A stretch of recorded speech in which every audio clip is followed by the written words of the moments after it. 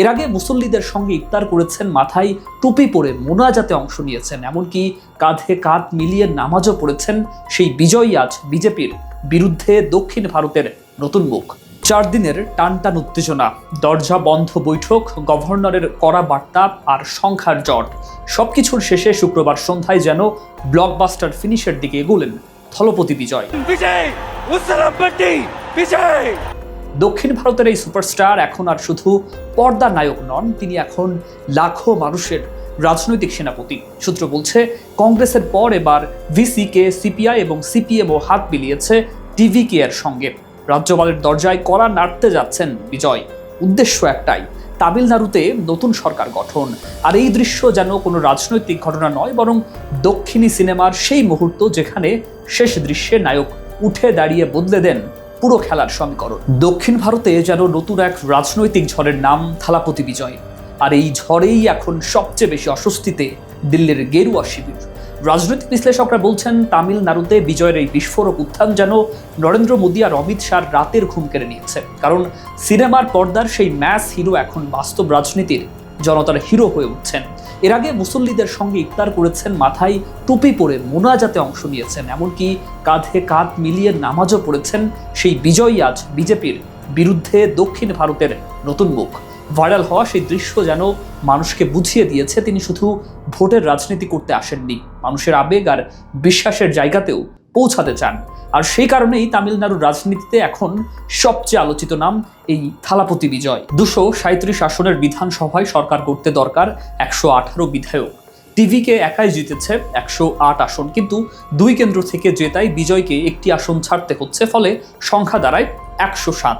এরপর কংগ্রেসের 5 বিধায়কের সমর্থন আসে, কিন্তু তাতেও থামেনি বিজয়। সিনেমার হিরোর মতো শেষ মুহূর্তে পাল্টে দিয়েছেন পুরো খেলার চিত্রনাট্য। ভিসিকে, সিপিআই এবং সিপিএম এর সঙ্গে একের পর এক বৈঠক শেষে সমর্থনের হাত মিলেছে 3 দলই। প্রত্যেক দলের 2 জন করে বিধায়ক থাকায় জোটের সংখ্যা গিয়ে ঠেকেছে সেই ম্যাজিক ফিগার 118-তে। আর তারপর থেকেই তামিল রাজনীতিতে শুরু হয়েছে নতুন উত্তেজনা, নতুন ঝড়। এই উত্থান শুধু একটি রাজনৈতিক দলের নয়, বরং তামিলনাড়ুর বহু বছরের পুরনো রাজনীতিতে ভিত কাঁপিয়ে দেওয়ার গল্প। এতদিন ডিএমকে আর এআইএডিএমকে কে ঘিরেই আবর্তিত হতো রাজ্যের ক্ষমতার সমীকরণ, কিন্তু প্রথম নির্বাচনে নেমেই সেই দ্বিমুখী রাজনীতির দেয়ালে ফাটল ধরিয়ে দিয়েছেন থালাপতি বিজয়। তার জনসভা এখন রাজনৈতিক সমাবেশের চেয়ে যেন বেশি এক আবেগের বিস্ফোরণ। ফুল হাতা সাদা শার্ট, সাধারণ স্যান্ডেল আর শান্ত মুখে প্রায় 300 ফুট র্যাম্প ধরে হাঁটছেন তিনি।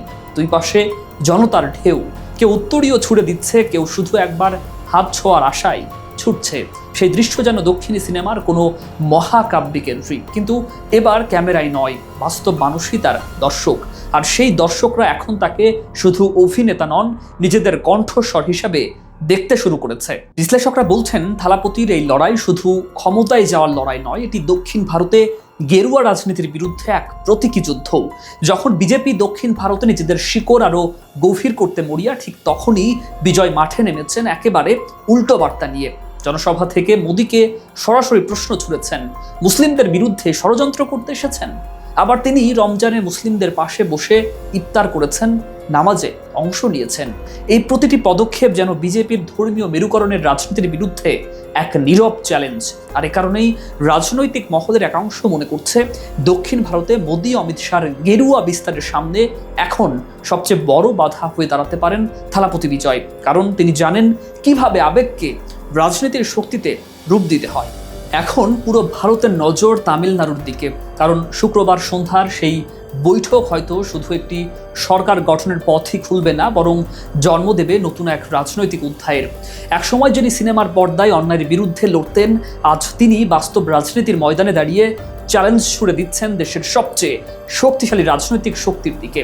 ক্যামেরার সামনে বলা সংলাপ নয়, এবার তার প্রতিটি কথা বাস্তবের রাজনীতিতে আগুন ছড়াচ্ছে। আর সে কারণেই থালাপতি বিজয় এখন শুধু একজন অভিনেতা নন, তিনি হয়ে উঠেছেন দক্ষিণ ভারতের নতুন রাজনৈতিক বিদ্রোহের মুখ।